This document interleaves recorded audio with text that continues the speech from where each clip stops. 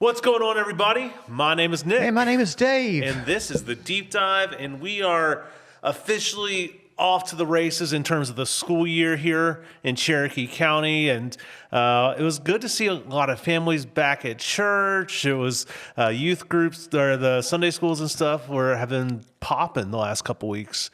Yeah. And I don't know if you saw the email, but somebody was talking about it's Ron Nastrom. Did you see his email? No. Talking about the youth being greeters with the umbrellas yesterday with the rain and how much that meant to him. And good. It's good. Yeah. I actually got a good picture of him being walked in under the umbrella. Yeah. So maybe I'll send that and we could put it up here. I don't know. So good for the youth for being out there, because it was a rainy day too, and still had a pretty decent attendance. And it was good. Good worship service. Good times. Well, as we are kind of off to this races on this new year, we are also starting a new sermon series. Yeah. It's a 4-week on the book of Ruth. It's a 4-weeker. And at the end, we'll talk a little bit about what we're going to do on that 5th week, because there's 5 weeks in August. We got something really coming up. It's going to be very cool on the 5th week. Yeah. So we'll get to that at the end today. Well, let's jump into it, shall we? Okay.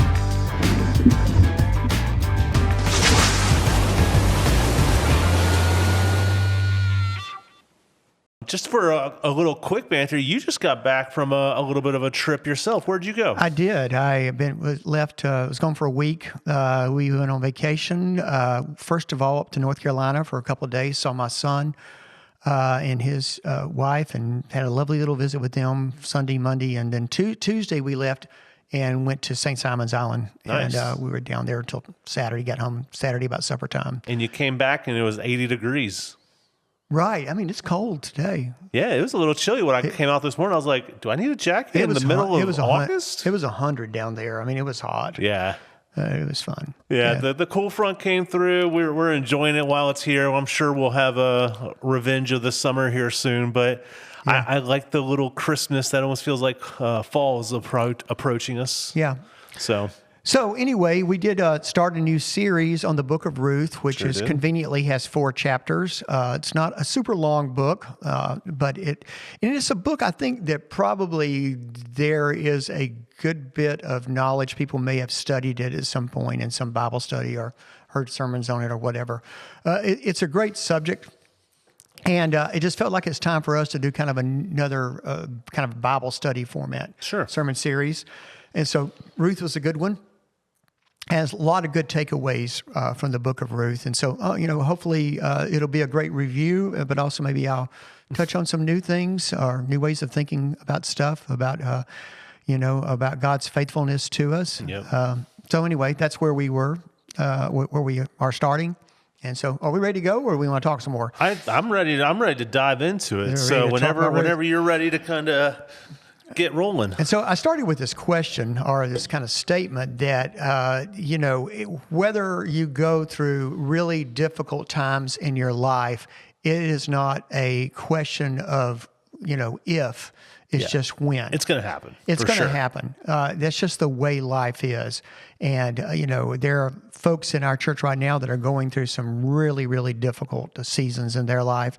Some of us have been through that already. I've been through, actually, since I've been here, I went through a really difficult season through the death of my mother-in-law and the caregiving of her. And so, and then there's other kinds of things that life can throw at us, loss of job, loss of relationship, those kinds of things that just make it really, really difficult. And one of the questions that as followers of Jesus Christ, that I think sometimes is a very natural human question to have is why is this happening to me? Yeah. I'm trying to serve God. I'm trying to do the right things. And yet all this bad stuff keeps happening in my life, and wanting to know why. And, if we're not careful, we can kind of fall into some bitterness and some cynicism and other stuff.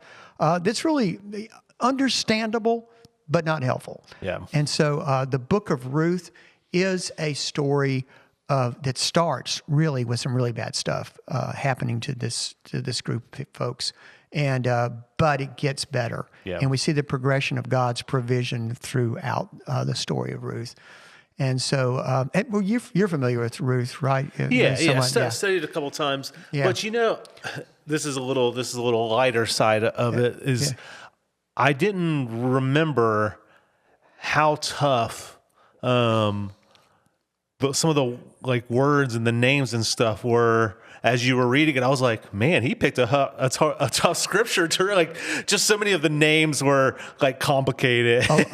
Elimelech. Yeah. Like Dave's like that. I was like, man, Dave's pulling this off pretty good. Although I do have to call you out on one of it. Yeah. Orpah. You kept saying Oprah on Sunday. Oh, I think it is Oprah. Oh, is it? Well, it's spelled Orpah on the screen. I've always called it Oprah. Either way, yeah. It was just funny. Yeah. So oh, maybe it is. Yeah, I'd see. I'd have to go back and look at that. I've always called her Oprah. Now maybe it's just me just misreading it. I'll have to go back. Well, I don't know. I don't know which one's which. Check us whatever. Yeah. I thought that was where Oprah got her name, but maybe I don't. Yeah, it could be. I could be totally. I don't know. But it just kind of like every time you said it, I was like, because on the screen as I was following along, it's like ORPAH. I was like, Orpah. And you said Oprah. I was like, wait. Okay. Yeah. I'll check that. Okay. I don't mind being called out. Yeah, that's all right. So Elimelech, you know how I remember it? How? It's really stupid. This is the content I want. Elimelech. It's the same. It's kind of the same rhythm. That's how I remember how to say that. Because it's hard just to kind of sight read that. Right.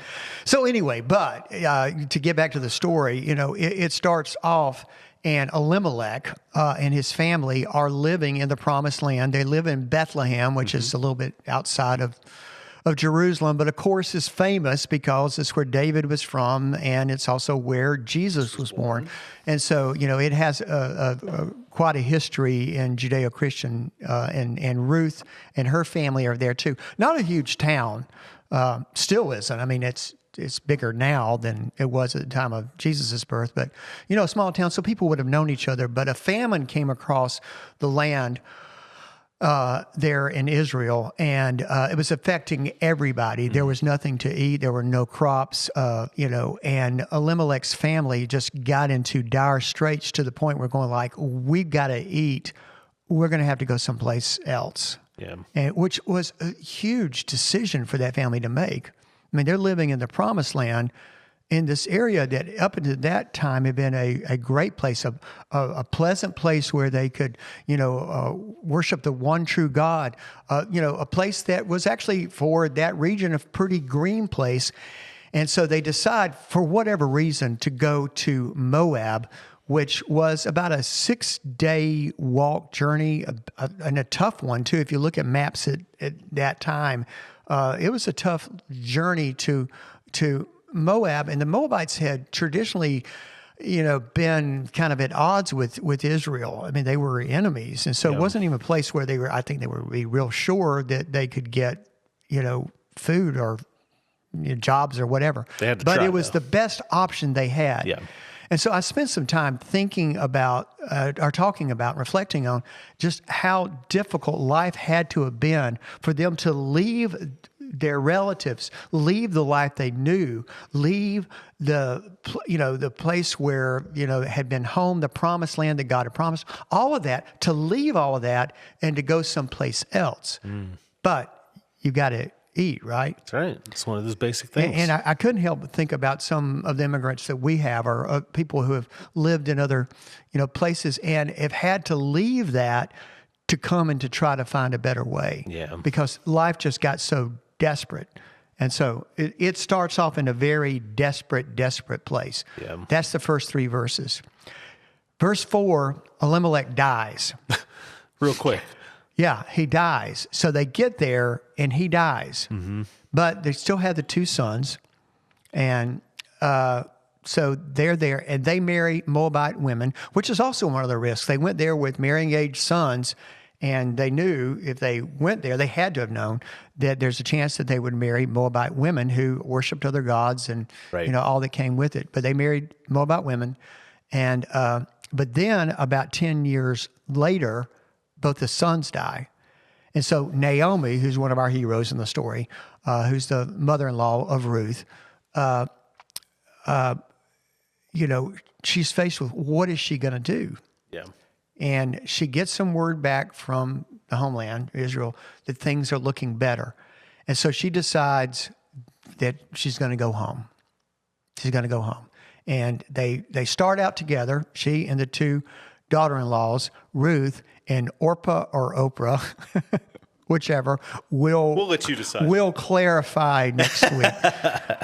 They start off, but pretty early into the journey, she realizes what she is asking of these two young women who she loves. Yeah. And she says, go home. Don't go with me. And then the other thing is, like, we have these questions, and when bad stuff happens to us, I mean, Naomi is in chapter 1, Naomi is in a really bad headspace because she is bitter. She thinks God has caused all of this. She says, God has dealt bitterly with me. You go home. That's your best chance. Yeah. Go home.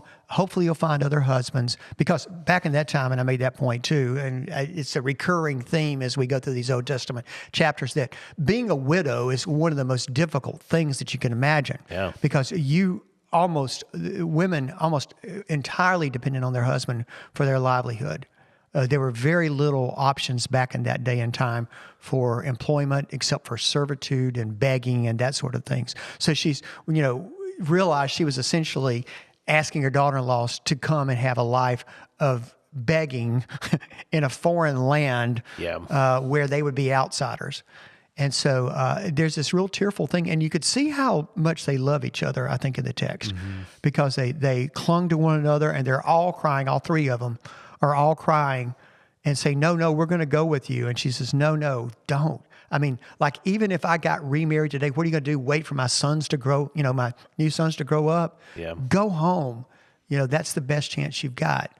And so a real picture of love. She calls them her daughters, not daughter-in-law. So you can see that these people love each other. Yeah. And they had really, And that's something I always picked up in the story, especially here in this, like, it just feels like there's such a loyalty to them, to each other. You know what I mean? Exactly, because loyalty is a great word. Yeah. Because Ruth is such an example of loyalty. Yeah. She stayed with her mother, and so Ruth clung to her.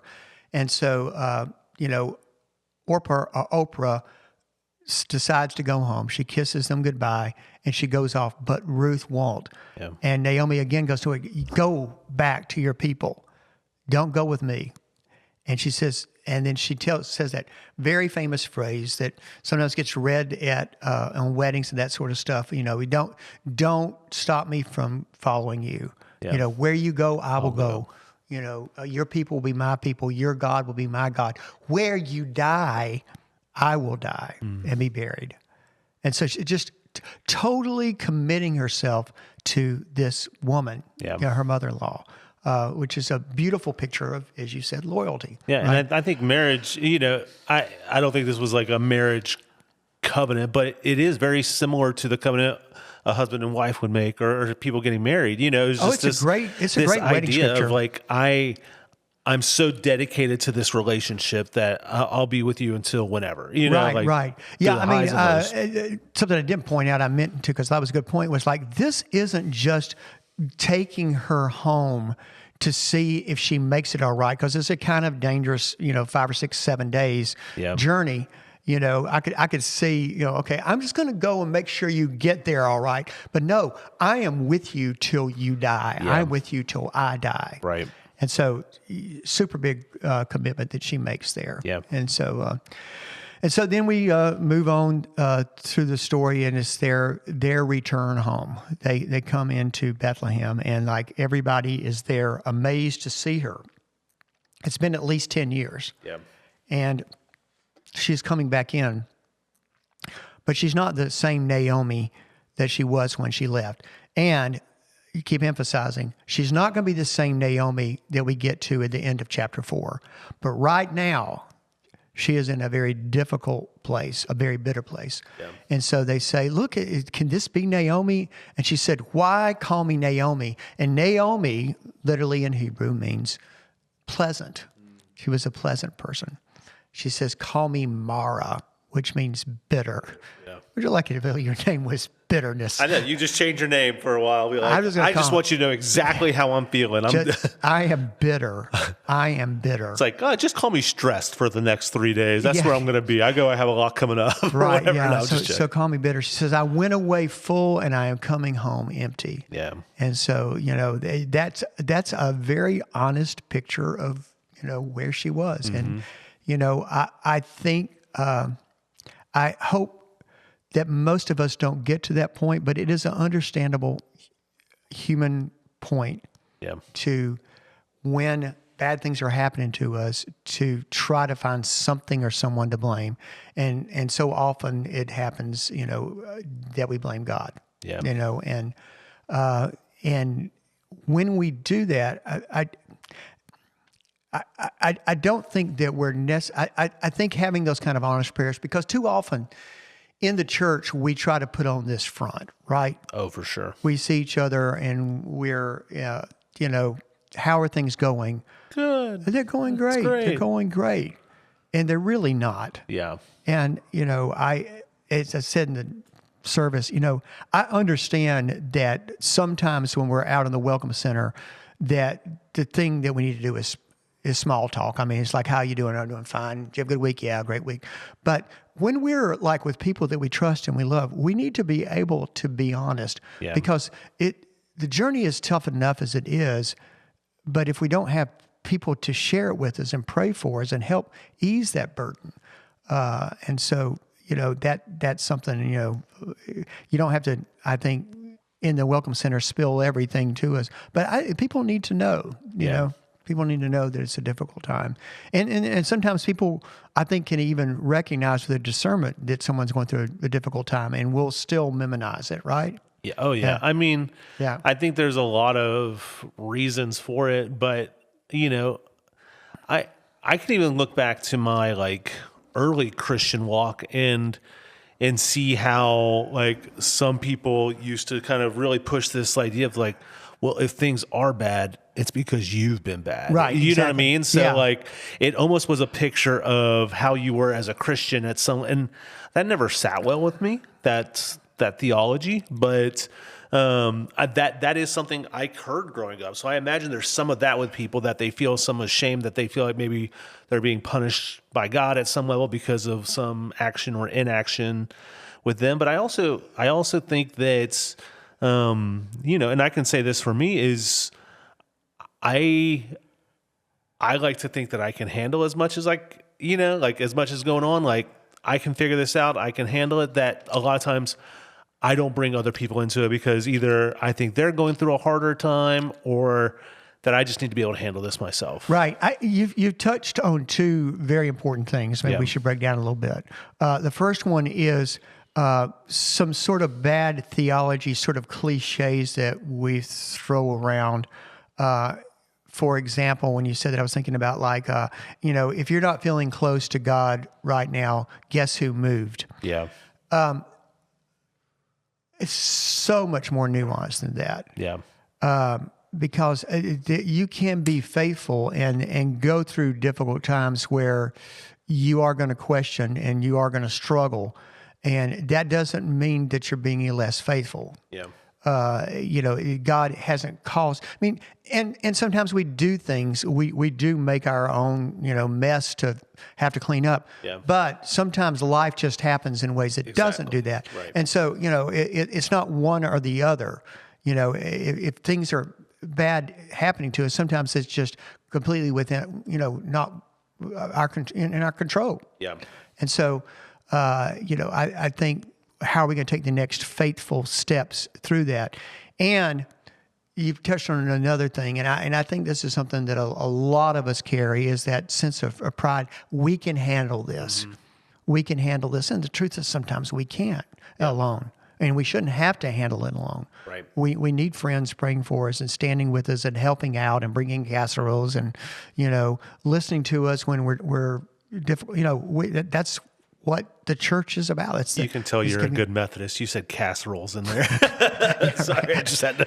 Well, I mean, sometimes we don't know what we can do, true. so we make a casserole. Yeah, I love it. I love a good casserole. Yeah, and I would tell you, as the recipient of a lot of casseroles, I'm going to tell you they're helpful. But beyond that, there have been other people that have just sat there, sat with me, and really, really the most lowest points in my life, they've showed up there, and so that's we.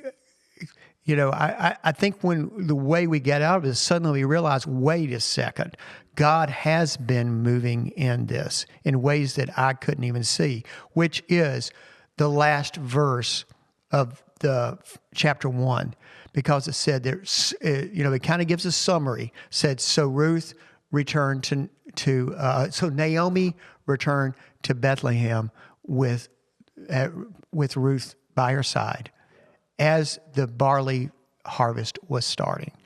And so the narrator has put this little tidbit, this little Easter egg, as the barley harvest was starting, because that first of all meant that God's provision was happening, the famine was over, that sort of stuff. But also barley harvest throughout the Scripture, particularly in the Old Testament, but even some in the New Testament, when you see that, it's really pointing to something even greater of symbolism, is that it's a symbol of God's provision. And so, the classic one that I used in church was that when Jesus fed the 5,000, he goes around trying to find people, who finds a little kid who's got 5 barley loaves. Other scriptures, the Passover was during the barley harvest. I mean, time and time again, you see that as a symbol of God's provision. So it's something that even in ways that Naomi cannot see, she first of all has got Ruth by her side. As we get to chapter 2, we're going to see Ruth is going to become an all-star. Yep. Just of how faithful she was. She has got the most faithful companions, wonderful, loyal, trustworthy people next to her. God's provided that, and the barley harvest is starting. God's provision is coming. So, it's a powerful way to end out chapter 1. It is. It's one of those almost a little cliffhanger of what's to come. You could see it in the TV episode. It's right, exactly. This is the last thing, and you're like, oh yeah, something's coming. You know what I mean? Oh yeah, as the barley harvest is coming. So we'll get into chapter 2. This is going to be a great series. There's lots of good stuff. Yeah, this is such a good story to go through, and the companionship. It just, a lot of it reminds us of just staying open and finding those types of people in our world who will stand by our side, and we reiterate that a lot on the podcast is finding those people, but. It's just so many spaces when we're reading the Bible that we see how important this idea of intimate relationship and community and stuff like that, and just it's really cool. You know, some great examples in Naomi, Ruth, and this next week we'll meet Boaz. We'll be there, and I'll go ahead and mention it here in the podcast. I'll mention it a little bit on this coming Sunday, and I'll mention it a lot the fourth Sunday. Ruth is in the lineage of Christ. Ruth, the Moabite, is in that lineage that's there in Matthew's gospel. Yeah, is it Ruth that's the great grandmother of David? Yeah, it could be. Something like that? Yeah. So she gets in the lineage, even though she's a foreigner, even though she's a Moabite. Yeah. She shows up in there, and it just, we'll get into the significant. We'll get there. We'll get there to the significance of that, but just to place that in people's mind, if they didn't know. Yeah. Yeah, she's in the lineage of David. So this is a very important, I think, even though it's small, it's a very important little book that's in the Old Testament with lots of great points and lots of things that we can learn from. For sure. Yeah. Well, Dave, you kind of put a teaser at the front of the episode about this fifth Sunday for this month. Did you want to dive a little into that? So when we have 5 Sundays, not every time, but just about every time, we try to do something special as a church. And so we are going to have a covered dish dinner. And so I'm bringing something that I've done in other churches that Melanie and Bob and Ann and some of them just jumped right into. And that is, we're going to have a special, very, very heavy on music Sunday. It's almost kind of like camp meeting music. We're going to do a lot of old time songs, a lot of I'll Fly Away, I Saw the Light, and some choir's going to do some specials and all this kind of stuff. So a lot of singing and that, a lot of celebration in that. And then, we're calling it Southern Fried Sunday. So we're going to go and eat some Southern fried food and have a great time of fellowship. And so you'll be hearing more about that in weeks to come. But go ahead and mark your calendars for that 5th Sunday. I know it's the Sunday before Labor Day, but if you're in town, there's a good reason to come to church that week. Yeah. If not for anything else, there's good food. There's good food, yeah, but it's going to be great music. Melanie shared with me the kind of plan, and it looks awesome. The playlist. So, the Very playlist, cool. It's going to be great. People are going to love it. So, good. Yeah. I'm excited. That sounds like a lot of fun. Yeah. Well, Dave, thank you so much for your insight and the extra stuff as we do this deep dive weekly. Be able to take the sermon, kind of build into it a little more, and have some more to kind of dive into here on the podcast. And we thank you guys for watching and listening. You know where to drop comments. If you want to drop comments on the Facebook, YouTube, we like to catch those. And I guess without further ado, Dave, you got anything to add here? I just say that this is probably coming out on Wednesday. We're recording it on Monday. And so if you see this before Wednesday night, that's all that. And Wednesday night stuff is starting back this Wednesday. Our children's groups, youth, and you have a study. And then I have a great study that I'm doing. It's based on an Andy Stanley book called Irresistible. I'm calling it Irresistible Faith. It's a 6-week study. If you get this, come on. We're going to have fun with it. So, all right. Anybody's welcome. So come and join us for the good times on Wednesday. Yep, absolutely. All right. God bless everybody. You guys take care. We'll catch you next time.